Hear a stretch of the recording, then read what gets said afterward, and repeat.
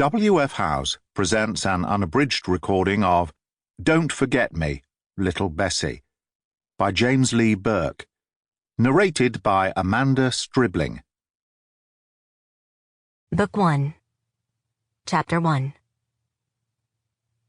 The first time I saw a spirit, I was 14 years old, going down the furrow behind a single-tree plow and a mule named Lancelot, the baked ground folding over the point of the plowshare, my dress little more'n cheesecloth, blowing in the dust and wrapping around my thighs, with nothing more than lonely thoughts in my head. The colored lady who pulled me out of the womb was named Aunt Minnie, and said she knew I was special as soon as my eyes popped open. She said I had a haint, and directly I would see the other world. Now I knew what she meant.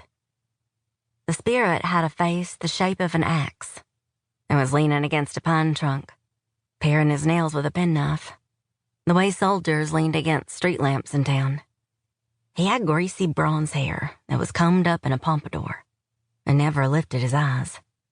"Come talk to me, little girl," he said. "You have goat's feet," I replied. "I don't talk to goats. I was born with little feet. I ain't no goat, even though you have hooves. Those are my shoes. They're Buster Brown's. Have you seen Buster Brown's on an animal lately?" He lifted one foot and brightened his shoe on the back of his leg.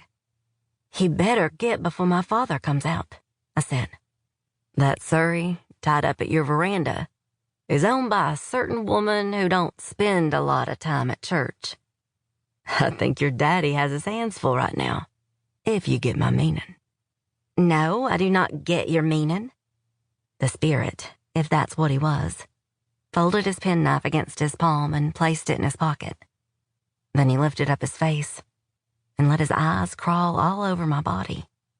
My skin was cold and pale as last week's milk.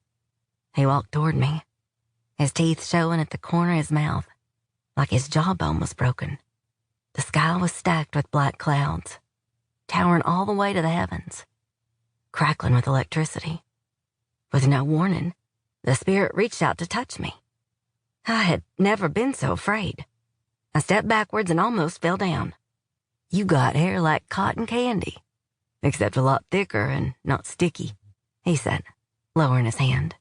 "Are you part albino? You're mighty pretty. Walk me up to your house." "That is the most obnoxious thing I have ever heard a human being say. Walk your own self."